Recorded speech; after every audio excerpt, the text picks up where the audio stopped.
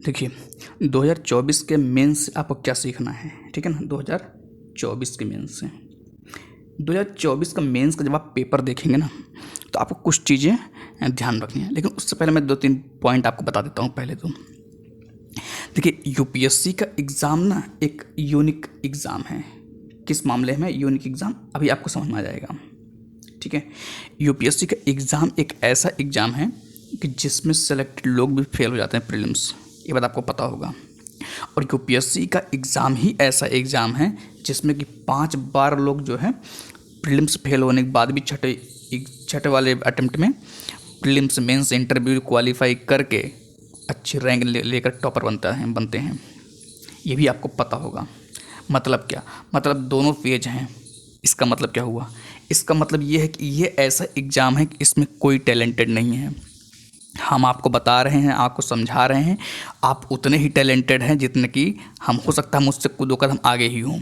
आपको जो पढ़ा रहे हैं, जो लोग भी पढ़ा रहे हैं, वो केवल एक सब्जेक्ट का कुछ चीज़ जानते हैं, जान लीजिए। लेकिन आप ये कभी नहीं समझ सकते हैं कि, कभी ये नहीं कह सकते हैं कि आप कुछ नहीं हैं। अगर आपका 2 बार 4 बार प्रीलिम्स नहीं निकल रहा है, या कुछ ऐसी परिस्थितियाँ आ रही कि मेंस में गड़बड़ हो जा रहे हैं या इंटरव्यू में गड़बड़ हो जा रहा है, इसका मतलब ये नहीं कि आप कमज़ोर हो गए हैं। कुछ चीज़ एकदम दिमाग में रखना है ना। कभी कभी ऐसा फील होता है लोगों को, इसलिए मैं आपको बता रहा हूँ। और एक चीज़, एक कभी कभी डाउट आएगा आपके पास, ठीक है ना, मतलब दिमाग में कई बार डाउट आएगा। डाउट क्या आएगा कि आप जो मटेरियल पढ़ रहे हैं ना, आप कभी कभी उस मटेरियल पे डाउट आएगा। एक एग्जांपल मैं बार बार मतलब लेता हूँ कि अगर मान लीजिए कोई खिलाड़ी है, खासतौर से एग्जांपल रोहित शर्मा का ले लेते हैं। रोहित शर्मा जिस गेंद पे, जानते हैं, जिस गेंद पे उठा उठा के बाउंड्री बाहर मारते हैं ना, 6, उसी गेंद पर पैट कमिंस जो है उनको आउट भी करता है। कैसे कि स्लोअर डाल के यहीं पे कैच दे देता है। मतलब क्या, मतलब जिस गेंद पे रोहित शर्मा 6 मारते हैं, वही उनकी कमजोरी बन जाती है कि वो आउट हो जाते हैं। इसी की तरह ना यूपीएससी में भी आपके हैं कि जिस मटेरियल से लोग फेल हो रहे हैं, उसी मटेरियल से कोई न कोई टॉप कर रहा है। कोई यूनिक, अब आप सोचिए 1 साल के 2 साल की तैयारी में यूनिक कितना कोई कर लेगा, है ना। तो कहने का मतलब क्या है कि एकदम फुली लॉजिकल रहिए इस एग्ज़ाम में अपने प्रति, ठीक है। कोई क्या कह दे, मैं आपको क्या बता रहा हूँ, या कोई और क्या बता रहा है, इन सब से हट करके आपका अपना क्या पॉइंट ऑफ व्यू है, उस पर ध्यान रखना है। क्यों, क्योंकि ड्राइवर आप हैं, आपको पता होना चाहिए कि हमको गियर कहाँ कम करना है और कहाँ पर गियर तेज करना है। ये आपको पता होना चाहिए, दुनियादारी से कोई मतलब नहीं होनी चाहिए, ठीक है। अब हम आते हैं पॉइंट पे। पॉइंट क्या है, पॉइंट ये है कि जैसे ही आपको मेंस का पेपर दिखे, ठीक है ना, 2024 का मेंस का पेपर किसी भी तरह से आप ये कहीं पर डाउनलोड कर लीजिए, कहीं पर साइट पे कोई देख लीजिए, या किसी दोस्त का देख लीजिए, किसी का भी देखिए। आप सबसे पहले एक काम करिएगा कि सरल सरल क्वेश्चन का ना, कोई जो भी आपको हर सब्जेक्ट का लगे सरल सरल क्वेश्चन, 20 क्वेश्चन उठाइएगा। 20 क्वेश्चन, है ना, 20 क्वेश्चन उठाइएगा और ईमानदारी से बैठ करके जितने पेज लिखे जाते हैं, जितने पेज भरे जाते हैं मेंस के एग्ज़ाम में ना, आप उन सरल प्रश्नों को केवल और केवल जा करके ना टेबल पर भरिएगा 3 घंटे में। केवल भरिएगा पेज, मतलब आपको नहीं भी आ रहा है कुछ भी करके बस केवल पेज भरिएगा। आपको एहसास हो जाएगा कि यूपीएससी मेंस कितना टफ होता है। उस समय आपको अपने आप एहसास हो जाएगा कि आप लिख ही नहीं पाएंगे। मतलब कि मैं अगर बता रहा हूँ आपको कि अगर आप 20 क्वेश्चन दिया गया, 20 में से आप मुश्किल से 12 या 15 लिख ले, बहुत बड़ी बात होगी। रूम पे बैठ के नहीं लिख पाएंगे। मतलब अगर आप अनुभवी नहीं हैं तब, या मतलब लिखे नहीं हैं कभी, तब लिख ही नहीं पाएंगे, पहली चीज़। तो इससे क्या सीखना है, इससे आपको ये सीखना है कि क्या आपकी आंसर राइटिंग स्पीड ठीक है कि नहीं है। पहला काम करिए, और अगर नहीं ठीक है तो उसको ट्राई करिए सबसे पहले स्पीड ठीक हो, बाकी चीज़ें होती रहेंगी, नॉलेज उसी के साथ में आता रहेगा, ठीक है ना। जब भाई लिखेंगे तो कुछ ना कुछ नया लिखेंगे, कभी कभी 2-4 क्वेश्चन नया पढ़ते रहिए, हमें नहीं कह रहे, लेकिन ये चीज़ चेक करिएगा कि इससे एहसास होगा आपको, और कुछ नहीं, रियल ग्राउंड का जो रियलिटी है ना, वो एहसास होगा, ठीक है।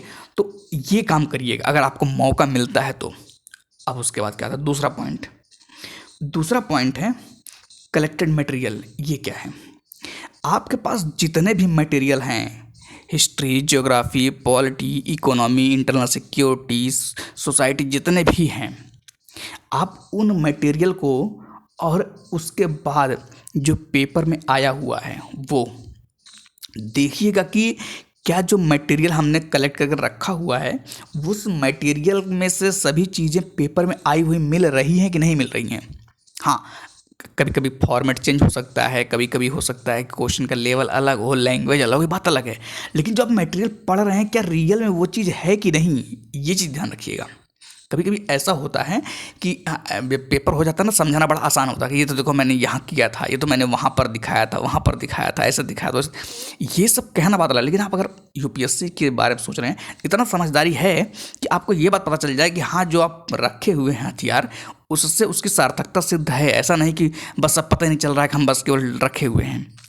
ठीक है, एक चीज़ और आपको ध्यान रखिएगा, अभी डिस्कशन होंगे प्रीलिम्स का, मेंस का, इंटरव्यू का, इस तरह कुछ डिस्कशन होंगे तो लोग मेंस का, अब आप एक चीज़ नोटिस किए होंगे क्या कि प्रीलिम्स का जब पेपर होता है तो उसके बाद जो है लोग आंसर की निकालते हैं, तो वहाँ पर कम से कम ये पता चल जाता है कि ऑब्जेक्टिविटी है ना, कि मतलब मिल रहा है आंसर, आप छांट रहे हैं ABCD में से कुछ कुछ समझ में आ रहा है। लेकिन मेंस की जो ये आपका पेपर हो रहा है इसमें किसी के पास कोई आंसर बुकलेट नहीं है, कुछ नहीं है, सब अपने से बना रहे हैं। और आप खुद सोच के देखिए कि जब प्रीलिम्स का आंसर लोग नहीं ढूंढ पाते सही सही, तो मेंस का आंसर कैसे कोई लोग ढूंढ लेंगे सही। उसमें कुछ पता भी नहीं होता कि एक लाइन में, 2 लाइन में क्वेश्चन है, उसमें आप क्या लिख देंगे सही हो जाएगा, क्या लिख देंगे गलत हो जाएगा। बेसिकली हालांकि कभी इस पर डिस्कस करेंगे हम कैसे कैसे सिस्टम, मतलब मार्किंग वगैरह कैसी होती है, किस तरह से होती है ना, कि आप इस चीज़ को ना अपने अपने अकॉर्डिंग सोचिए, किसी के अकॉर्डिंग मत सोचिए। मेरा कहने का मतलब ये है, कंपटीशन है, कंपटीशन क्या होता है, अगर किसी को 4 नंबर मिल रहा है ना, अगर किसी को 4 नंबर मिला है तो वो हाईएस्ट नहीं होता भाई। इसका मतलब है कि 5 भी दिया जा सकता है।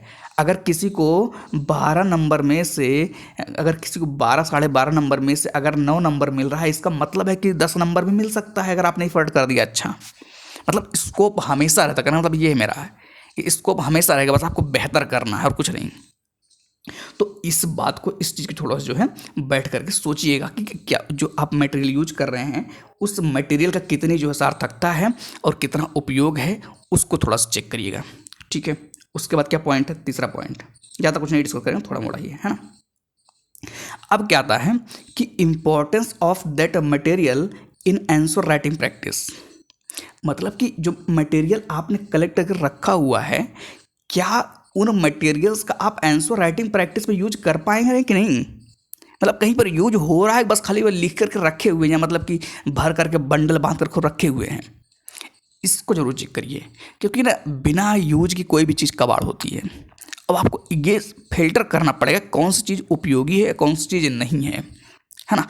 इसके लिए थोड़ा चाहिए होता है मैच्योरिटी लेवल, कि मतलब आपको न्यूज़पेपर पढ़ते होंगे, या आप डिबेट वगैरह देखते होंगे, या आप मॉडल आंसर देखते होंगे, टॉपर्स की कॉपी देखते होंगे, या आप सिलेबस देखते होंगे, है ना। इन सब चीज़ों से आपको पता चलेगा कि क्या इम्पोर्टेंट है क्या नहीं, है ना।